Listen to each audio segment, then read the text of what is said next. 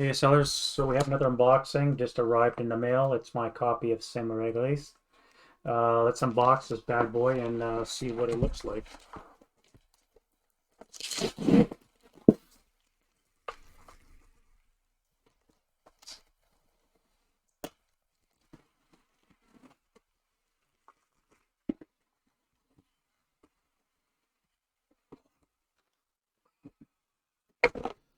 There we have it. It's finally arrived. Uh, Pre-ordered it back in December, I think it was. Just showed up in my mailbox today. So we're gonna unbox this. I'll show you guys the components of what it contains, and we'll do that right now, right? Here we have it. Let's get the back first. Operation Overlord, historic invasion of the European continent, beginning the battle to breach the impenetrable Atlantic wall. Dropper Zone, Saint-mere-eglise is the opening act that takes place in and around the sleepy Norman country town of Saint-mere-eglise, located behind Utah Beach, where the U.S. 4th Infantry Division has fought its way inland. So this is all 82nd Airborne action, made famous in the movie Longest Day.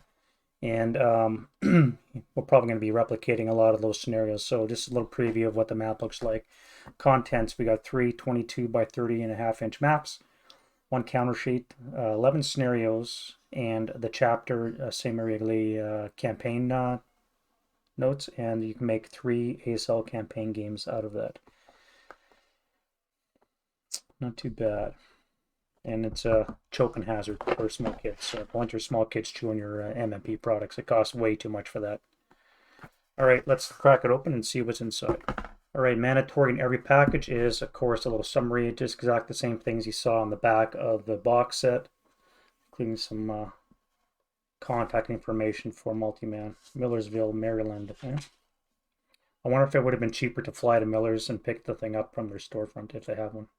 All right, so we're going to start off with the chapter SM rules. So these go at the end of the binder. Again, they'll probably sit in storage for the longest time. I do plan on scanning these and putting them onto my electronic book compilation, and that's probably how I'm going to reference them. But we may end up using the paper ones later on. We'll see how that goes. So, as with most scenario campaigns, it's a standard format. It's a breakdown of all the SSRs that happen, including things like setting up the maps. In this case, it tells you how to orientate to 3 different map segments. Information on concealment, and it mentions the new German Sturm MMCs, the 537 second line troops. Some of these you may have seen in other third-party products like Lone Connect Publishing, I think, has them. Maybe Bounding Fire. I'm not sure where they all exist, but I know that I've seen them in Lone Connect Publishing's thing. So these are official counters now. Information on the terrain is next. More or less clarification of what's in the actual rules themselves, I would imagine. Looks to be a lot of village square. We'll look at the maps later on to see what they actually look like. Plenty of examples on how this all applies. We have irrigation ditches in play.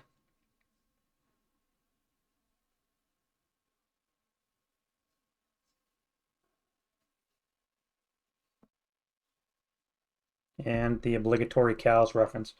From what my friend Dave says, historically there were a lot of cow farms in the vicinity, and they did actually play a part, which is obviously one of the reasons why they decided to include them into the mix, including dead cows.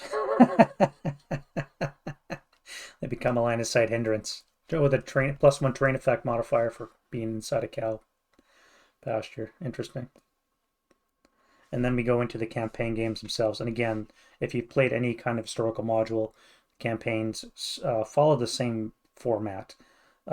This one's basically just going to jump into the refit phase and goes through some specific campaign game special rules and abbreviations. That's usually how these all start. And then you get into the actual refit phase itself, which again it's fairly standard what you do in each one.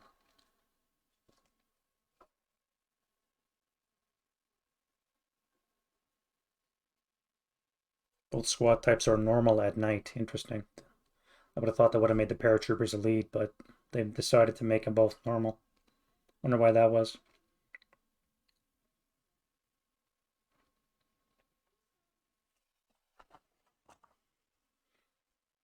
Fairly expansive escape tables.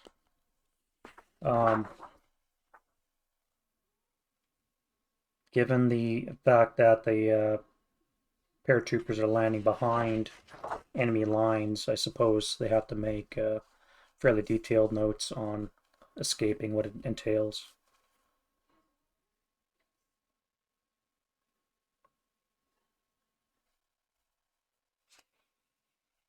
Including wounded leaders. So there's actually a chance, unlike in Battle of the Guards, which I played recently. Normally, when you have a wounded leader, he stays wounded, but you can retain him or he's eliminated. In this particular case, if you roll low enough, you can actually retain him in an unwounded state, so it'll be bandage up or something. Interesting. We go into equipment repair, and then we get into the actual replenishments and the campaign games proper. So the first one is Together We Will Raise This Flag. This is 3 campaign game dates, a morning, afternoon, and night scenario, all on 6 June.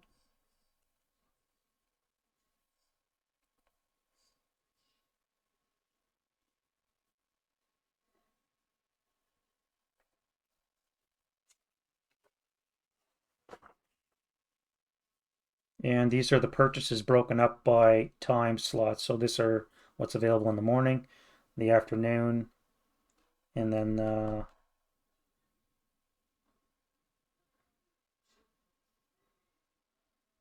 further afternoon purchases which can be made.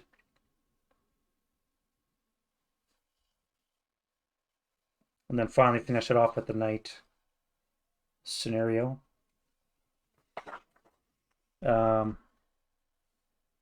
Very small, obviously only going to get a couple points worth. And it looks to be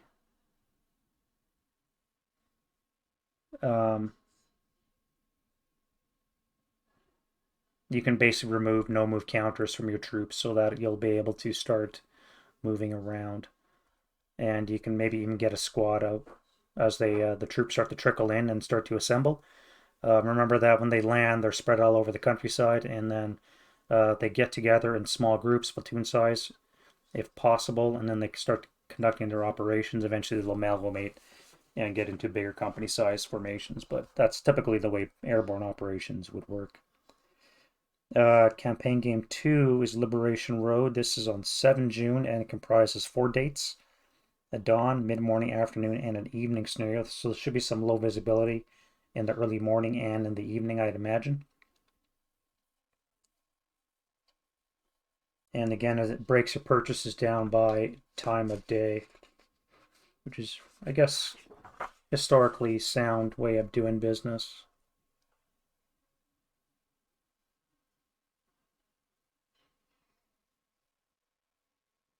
And then finally, Kraus and Vanderfort is the last one. This is 7 or 8 dates.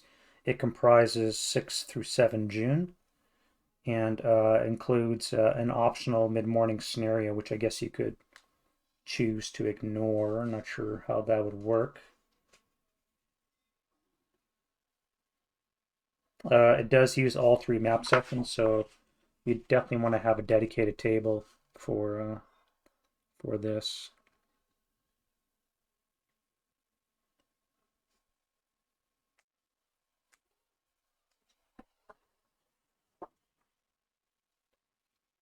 And again, all the campaign games scenarios have separate purchase point charts, typically in a solitaire, or sorry, in a historical module, a hassle.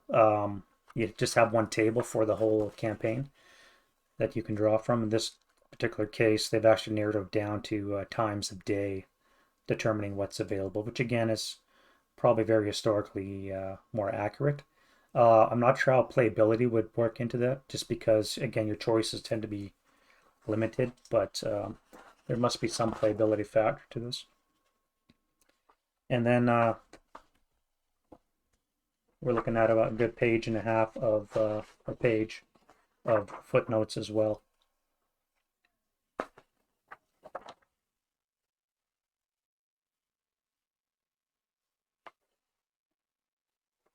And on the back, you have your typical campaign game roster again, typical of most historical modules that you've seen.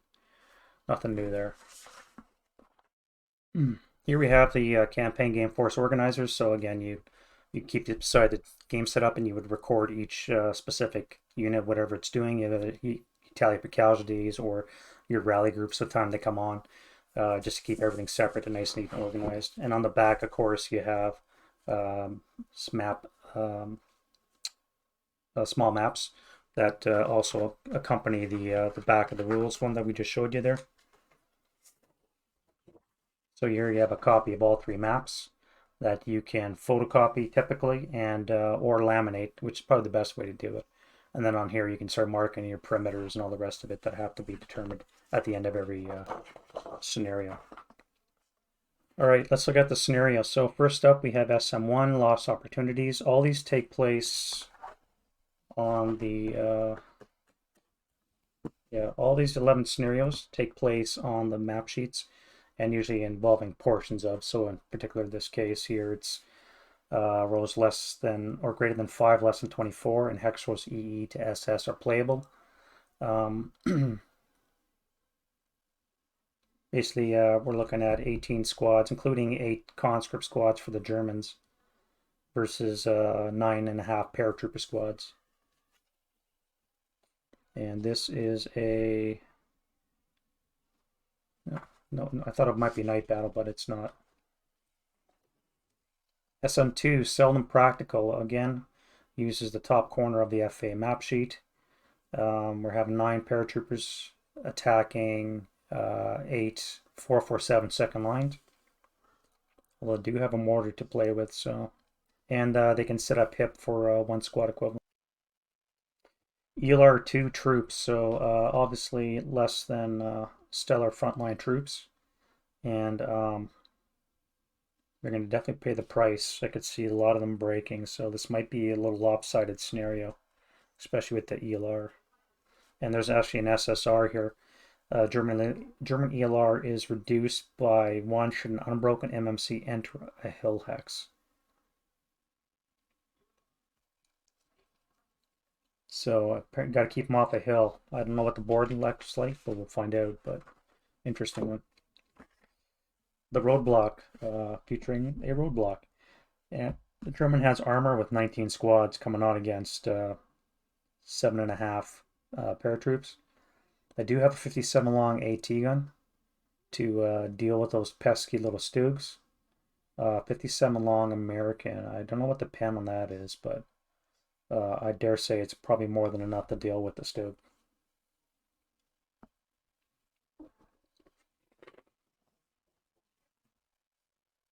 SM4, Raft's Dilemma.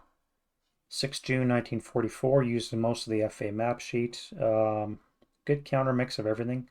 It's got armor, it's got guns, it's got fortifications.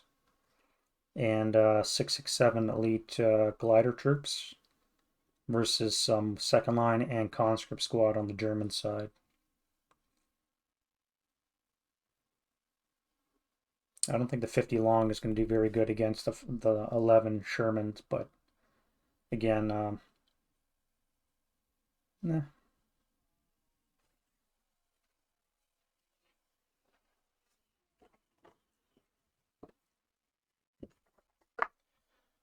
Raft's the Stress, which looks to be a sequel or subsequent scenario to the other one. I suppose you could try and cobble them together, but at any rate, we're going to have 9 squads, including, again, second line and conscripts, versus 12 667 glider troops, and come in as landing. So we haven't tried gliders before, but I could see this being a way to play. Yeah, what do you think, Dave? Let me know. Rafts to stress. Gliders.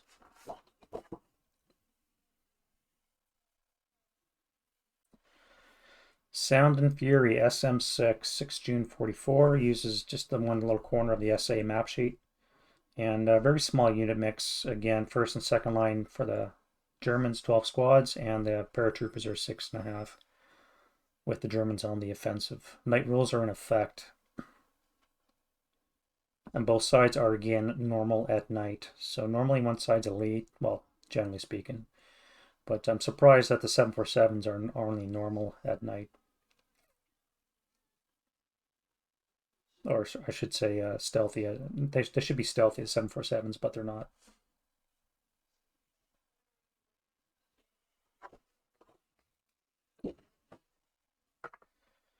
SM7, one-man wrecking machine. SA map sheet.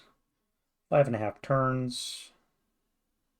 We do have a martyr in play, and again we got 8 paratroopers versus what, 15 German squads, including the new 537 second lines.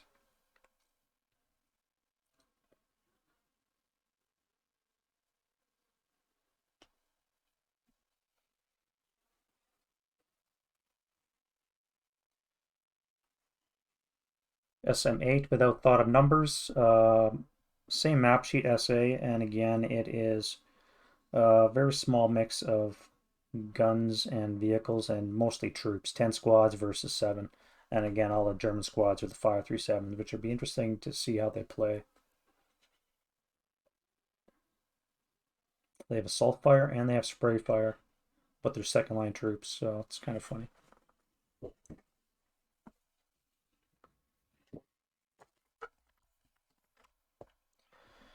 Infusion range SM9. So again, SA map sheet. Here we have 10 versus 12 squads. 7 full turns. Only 4 SSRs. Voluntary break is NA.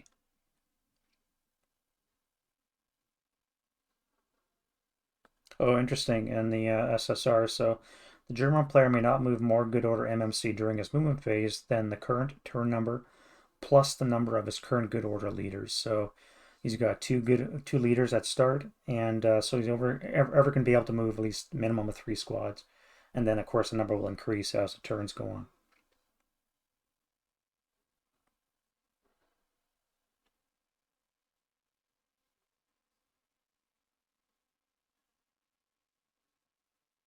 on. Interesting. A big one with uses most of 2 map sheets. Ridgeway's mission. So this is the American Order Battle, obviously, and then on the back of this one here, we have this is actually snare number 11, so I skipped number 10. We'll get to that. So we have the German, we have the American Orders of Battle. 18 turns, including some night and low visibility dusk. Variable victory conditions as well. There's 4 different types that could be achieved.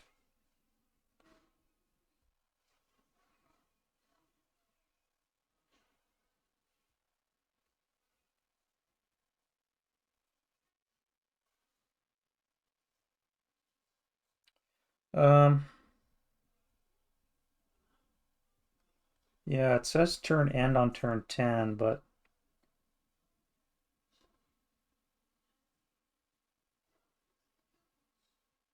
I suppose it's possible game end.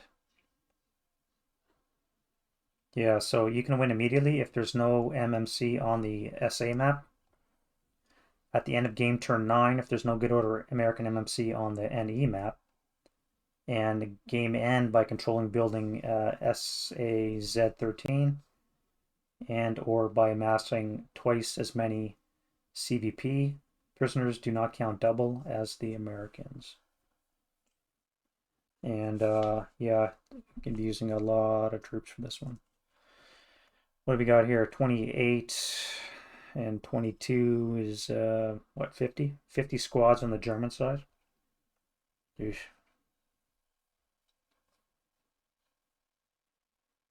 31. Well, 30 on the American side. Well, I guess there's a half squad as well. Around 30 American squads versus around 50 German squads. Again, a lot of second line and conscript squads, including 8 of those 537s.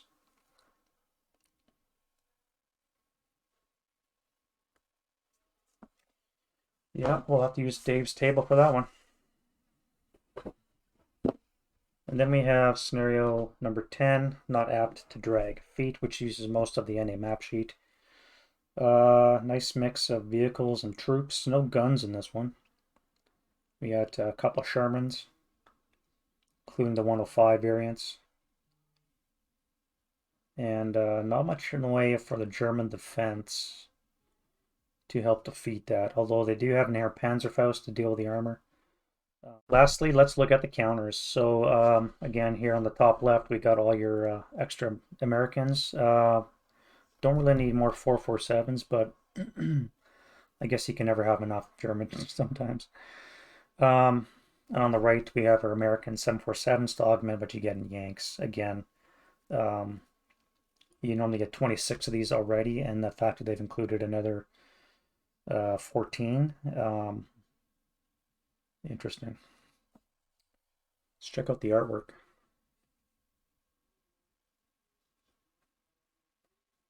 So those are the 537s. Again, we have one smoke exponent and underlined firepower and range, so they can do spray fire and assault fire.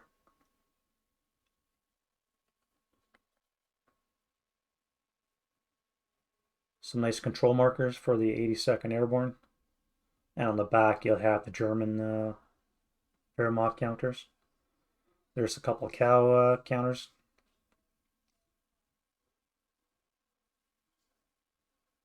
And some, looks like special gliders, the Waco CG. These must be especially for the campaign. I've never used gliders before, so we'll find out, I guess, together. And there's a couple more M4s, M4A1s for good measure. Looking at the back. So again, these are the back of the control markers. Again, these are the backs here, so looking at the back of the control markers, there's more of those open ground prepared fire zones, much like you'd get in Hakapale.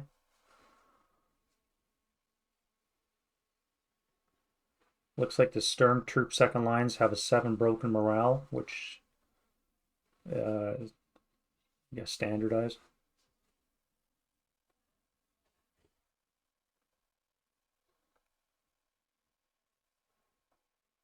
And we have more gliders. So that's the glider.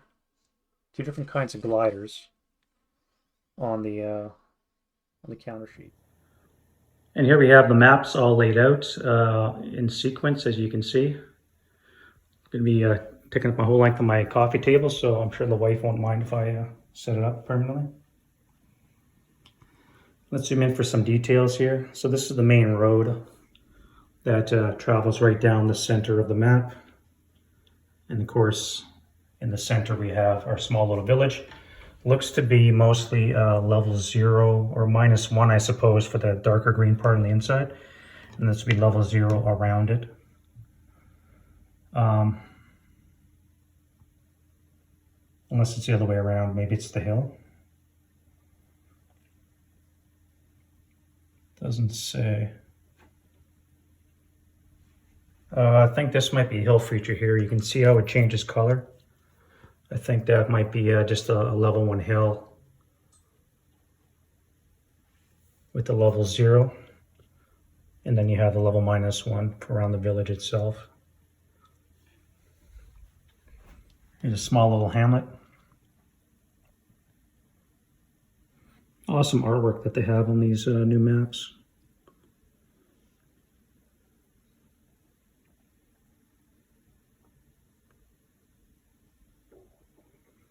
Here we can see the canals that are branching off the streams. And overall, the whole map, as you can see, is quite flat.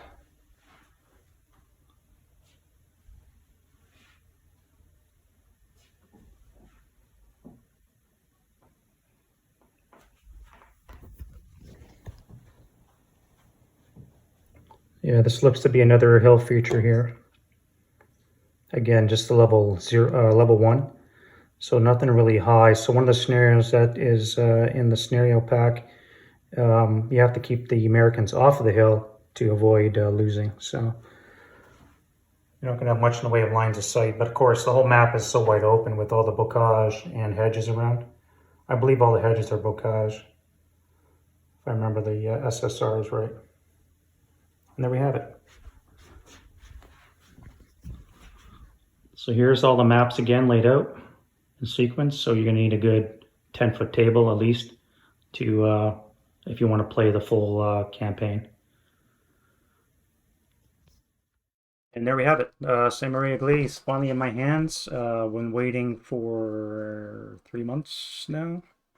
Again, it came out pre-order was up last year, and got in my hot little hands here in Canada. It only cost me 130 Canadian, which is not too bad. I did not have to pay custom this time, so maybe I stuck it to the man. I don't know. But yeah, Saint-mere-eglise. Let me know what you guys think. Let me know if you're getting your own copy, and let's play some gaming on this thing. Some airborne and some Germans. Replicating D-Day. Alright guys, that's enough for me. See you in the next video.